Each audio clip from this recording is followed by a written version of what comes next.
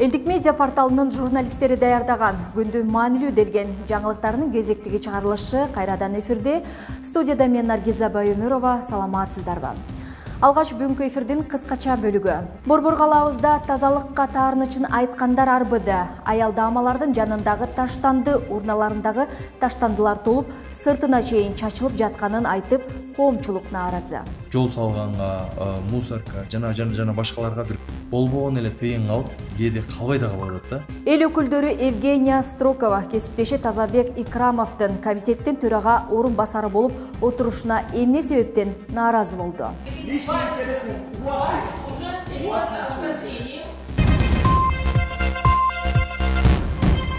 Кыргыз Республикасынын президенти Сооронбай Жээнбеков бүгүн 15 февралда Германиянын Мюнхен шаарында Бавария мамлекеттик канцеляриясынын жетекчиси, Бавариянын федералдык жана европалык маселелер жана жалпыга маарымдоо каражаттар маселелери боюнча мамлекеттик министри Флориан Херман менен жолугушту. Флориан Херман Сооронбай Жээнбеков менен жылуу учурашып, Германиянын канцлери жана президенти менен жолугушуунун алдында анын Баварияга келгенине кубанганын жана бул достук кадам экенин белгиледи. Благодарю за организацию нашей встречи на очень высоком уровне. Я рад, что мой официальный визит в Германию начинается с прекрасного города Мюнхен. Мне весьма отрадно находиться на древней баварской земле с богатой историей и многовековыми традициями. Город с известными всему миру культурными и исследовательскими центрами, развитой промышленностью и информационными технологиями. Уважаемые друзья, выражаю искреннюю благодарность фонду с полувековой историей за вносимый вклад в развитие Кыргызской республики. Начиная с 2002 года по линии фонда в Кыргызстане обучились более 2000 стипендиантов. Они являются высококвалифицированными и востребованными специалистами в Кыргызстане. Они работают во всех уровнях государственной и муниципальной службы. В 2009 году в городе Бишкек было создано региональное бюро фонда в Центральной Азии. В настоящее время на базе Академии государственного управления при президенте Кыргызской республики фондом реализуется проект развития эффективного государственного управления в Центральной Азии. Ключевыми сферами деятельности фонда в нашей стране являются государственное управление, местное самоуправление, гражданское общество и парламентаризм. Нам импонирует девиз вашего фонда «На страже демократии, мира и развития», идею которого мы полностью разделяем. Бүгүн Жогорку кеңештин социалдык иштер боюнча комитетинин жыйыны депутаттардын айтышы менен башталды. Эл өкүлү Евгения Строкова кесиптеши Тазабек Икрамовдун комитеттин төрага орун басары болуп отурушуна нааразы экендигин айтты. Ал төрайымга кайрылып, Икрамовдун комитеттеги ордунун мыйзамдуулугун аныктагыча ага модераторлукты бербөөнү талап кылды. Ошондой эле депутат айым Тазабек Икрамовдун орой мамилесине дагы токтолуп өттү. Өз кезегинде Икрамов жооп кайтарып Аида Исмаилова жана Евгения Строкованын ишин туура эмес баалап, алардын өз билемдик менен саламаттык сактоо министрлигинин ишин текшерүүгө алгандыгын сындады. Аларга силер эмне прокурорсуңарбы деген ачуулуу суроосун узатты. Эки депутаттын айтышы өз кызыкчылыгыңды гана ойлойсуң деген бири-бирин күнөөлүү сөздөрү менен уланды. Биз комитет болгондон кийин төрайым ар дайым комитеттин чечими менен анан ошо министрликтер текшеришибиз керек. Өзүн билген болуп, булар өздөрү барып тоо карасаң, онкологияны текшерип аткан, тоо карасаң, министрликтер текшерип аткан. Туруптуңуз, мен айтып коем ушул жерде. Тазабек Икрамович, если бы вы знали регламент, если бы вы участвовали нормально не только ради своих личных интересов, а участвовали в работе комитета, вы бы сейчас этого не говорили. Хватит уже заниматься оскорблением.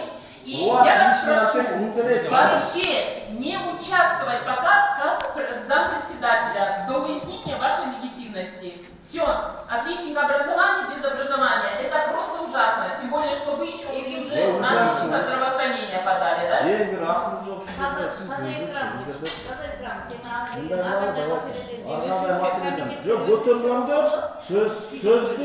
Уағында айтмасын, атасы өлетті. Ошондуктан вам абсолютно все равно, то, что творится в той же онкологии.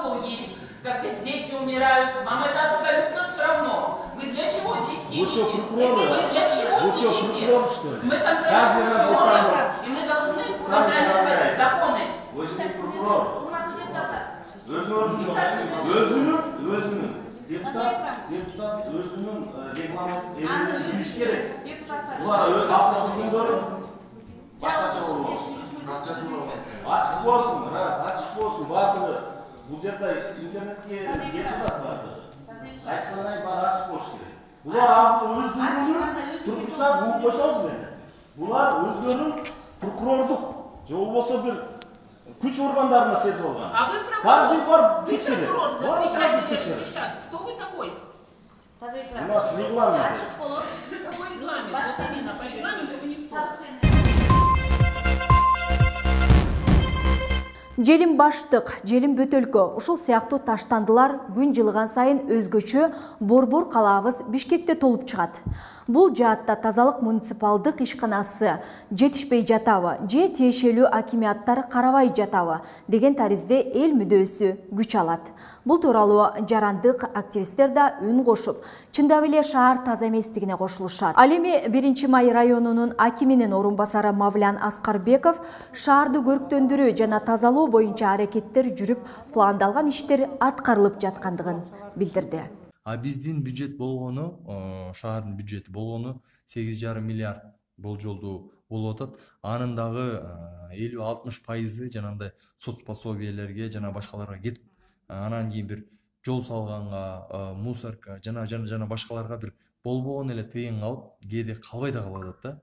Ошондуктан баягы ушу эгер чын эле биздин шаарыбыздын бюджети көбөйө турган болсо, мен оюмча шаардын маселесин 1-2 жылдын ичинде кардиналдуу өзгөртүп, элге көрүнүктүү жыйынтыктарды кылсак болот деген ойдомун. Толуп калган мусорлор болобу, толуп чыгарылбай жаткан таштандырлар болобу, ошолордун баардыгын сүрөткө тартып биз баягы айтып турабыз бийликтегилерге. Азыр баягы биздин баягы 21-жылга каратам интернет деген жакшы болуп атат, баягы соц тармактар аябай жакшы болуп атат. Сразу эле чыгарган нерсе баягы түздөн түз эле жетип атат да.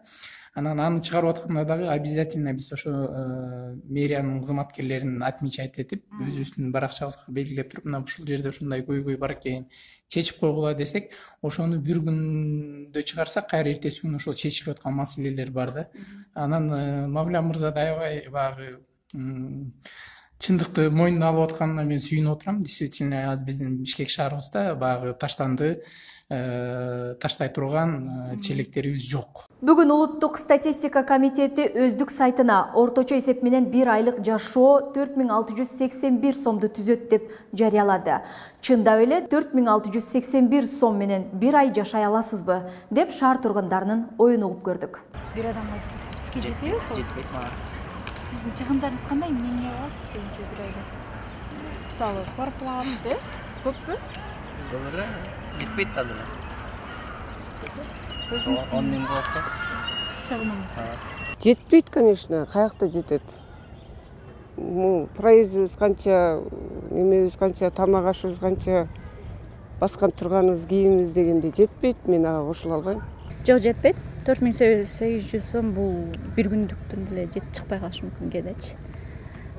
Бул только жол кире эмес, только ок эмес, кийим деген бар. Сезонга карап жараша кийинесиң дегенде. Ошо бир эле кийимиң 4000 сом болушу мүмкүн да. Туурабы? Мен орточо эсеп менен алганда 10 миң дебейин, мисалы үчүн 7-8 деп коеюн. Кайдан жетет 5000 сомго бир эле базарга кирип чыксаң жогу? Ал бир жума караң жетет. Бир адам 5000 сом жетеби бир айда сиз өзүңүзгө эле жашаганга? жетет го. Мен айылда жашайм анан. Бизге жетет, шаарды билбейт ким. Мага жетет, мен студентмин пока. Күнүнө 200 сомдон коротом болушунча. Кээде дос балдар менен жолугуп отуруп 1000 сомго чейин коротком. Негизи 5000 жетиш керек бир айга. Эч ким менен эле жолукпасам, окууга барып келип турсам 5000 жол кире, тамак ашыма жетет.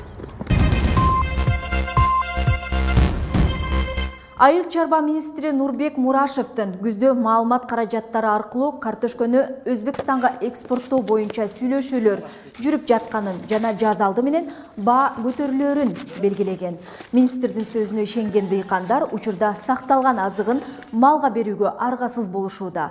Себебин кабарчыбыз билип келди. Өткөн жылы Кочкор району боюнча 3000 гектардан ашык жерге картошка айдалган. Айрым дыйкандар күзүндө сатса, көпчүлүгү азык жазында кымбат болот деп сакташкан. Тилекке каршы мээнетти текке кетип, тер чачкан эмгегинин үзүрүн куроодогу кара малга чыгарууда. Тагыраагы министрдин айткан убадасынан тажаган дыйкан.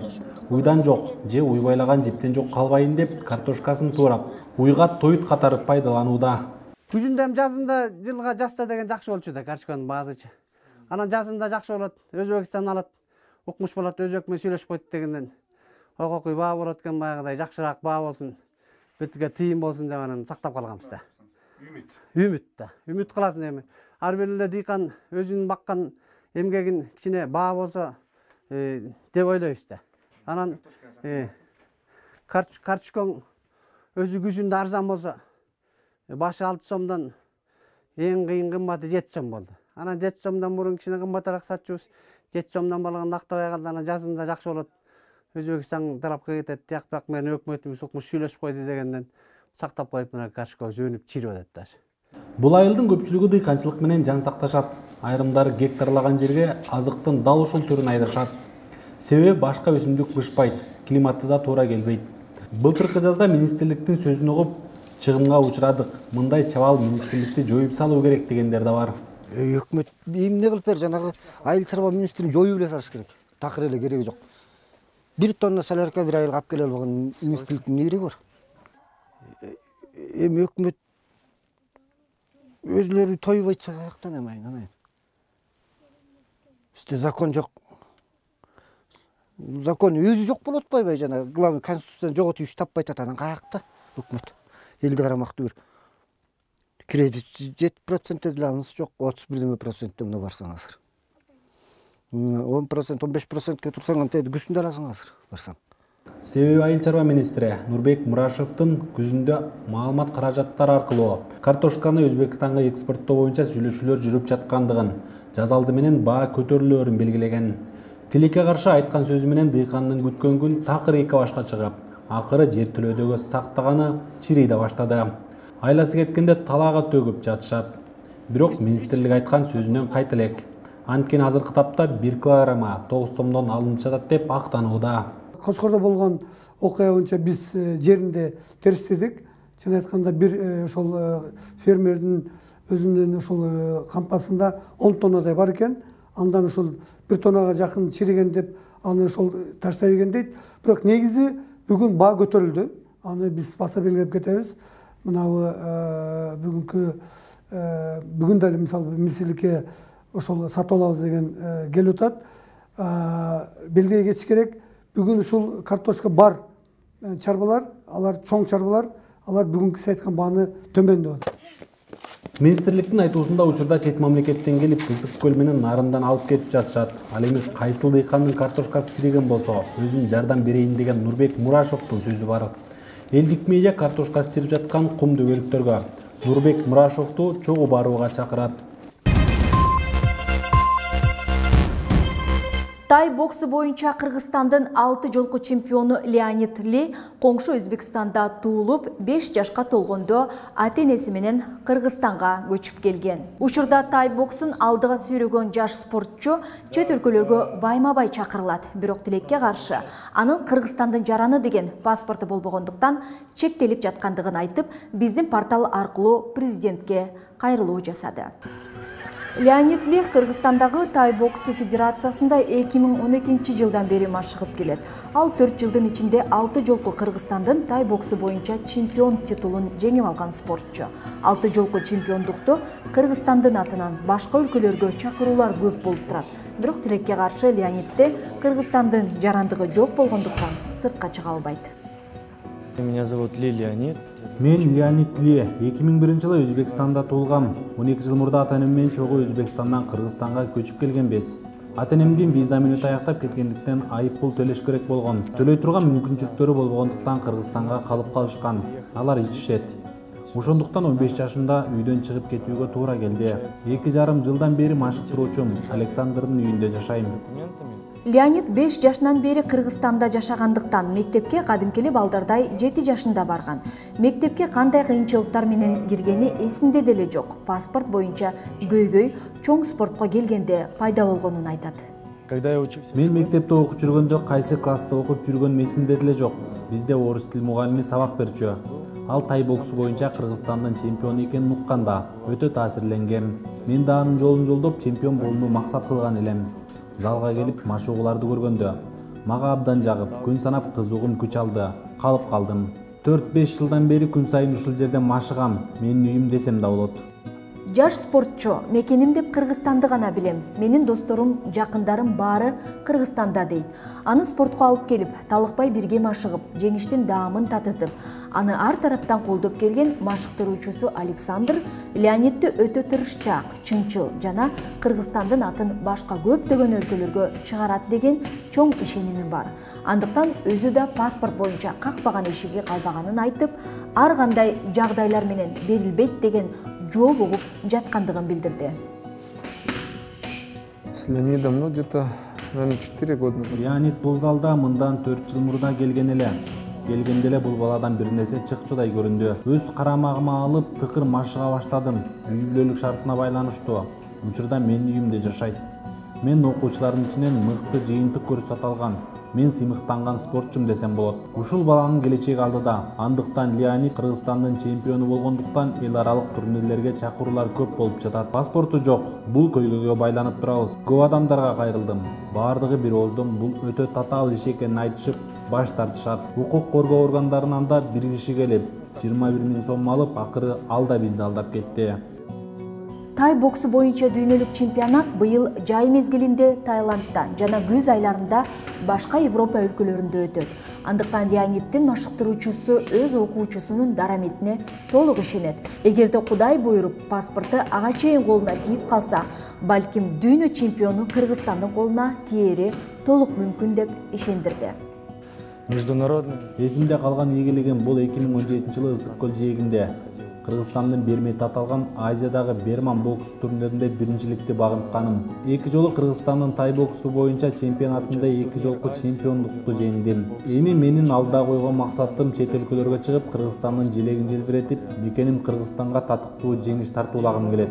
Бирок тилекке каршы мен Кыргызстандын жарандыгы болбогондуктан мен сырт жакка чыга албай жатам. Кыргызстандын мыйзамдарын сыйлаган жана Кыргызстандын желегин башка өлкөдө желбиретип атак даңкын чыгарууну максат кылып жаткан жаш спортчу буга чейинки 6 жолку чемпиондугун кыргыз жерине арнаган. Мындан аркыда ийгилигин жана бар күчүн өзү айткан сүйгөн мекени Кыргызстанга тартуулайт. Прошу Джогурку Кенеш дать мне гражданство, так как я законопослушный житель страны. У меня нет привода в милицию, я занимаюсь спортом. Хочу стремиться к лучшему, выступать за Кыргызстан. Также обращаюсь к Сооронбаю Жээнбекову с такой же просьбой получить гражданство. Москва шаарында диаспора жана ар кандай уюмдардын өкүлдөрүнүн ортосунда футбол боюнча мелдеш өттү. Анда кыргызстандыктар дагы оюнга катышып, башка улуттун курамалары менен беттешишти. Россиянын Борбор шаарында өткөн бул мелдешке мекендештер кыргыз командасын колдоп сүрөп отурушту. Белгилей кетсек, жыл сайын өтүп келген бул турнирде былтыр Кыргызстандын командасы чемпион аталган. Саламатсыздарбы, ардактуу мекендештер, элдик медиа Москва шаарынан байланышта.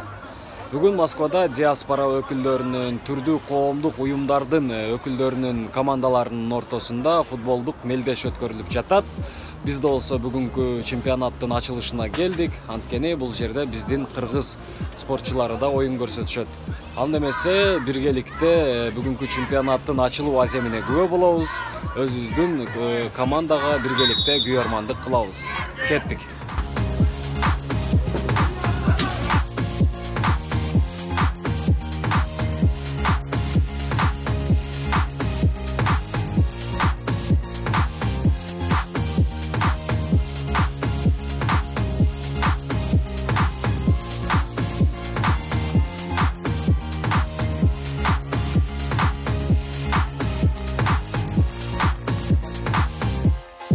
Бүгүн көрүп атасыңар 24 улуттар аралык командасы футбол боюнча турнир өткөрүп атышат. Биздин Ала Тоо футболдук командасы ушу биз 2006 жылдан бери түзүлүп, ошондон бери ушундай улуттар аралык оюндардын бардыгына катышып келебиз. Москвада эле эмес, башка чет жакка дагы барып ойноп келип атышат.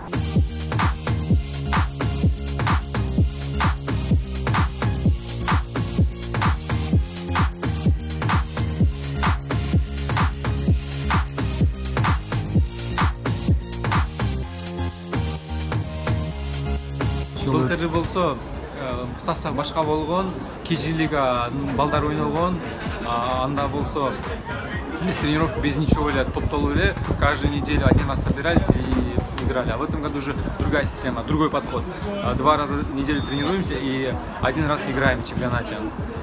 Эмне десем, ошо в прошлом году стали чемпионом, и вот результат. Больше ничего не могу добавить. Быйылкы чемпионатта ошондо фаворит биздин команда экен, да? Буюрса, мы подготовились для того, чтобы в этом году снова занять 1-е место. Чтобы без Кыргызстандан жакшы көрсөтүп, не только играть на высоком уровне, но и преподнести другим национальностям хорошее отношение, хорошую игру показать.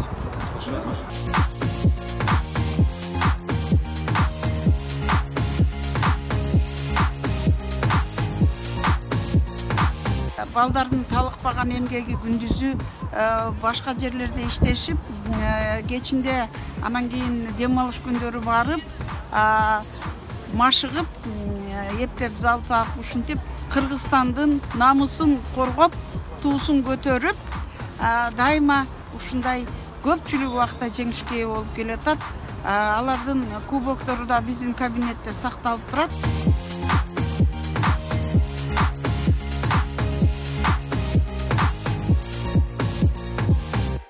Ушуну менен бүгүнкү 15 апрель дүйшөмбүгө алынган күндүн маанилүү деген жаңылыктары жыйынтыкталды. Биздин бардык кабарларды YouTube каналдан, Facebook баракчасынан көрүп, ошондой эле өздүк элдик медиа сайтыбызга катталып, жаңылыктардан артта калбай кабардар болуп туруңуздар. Кечиңиздер көңүлдүү алсын, амандыкта жолушканча.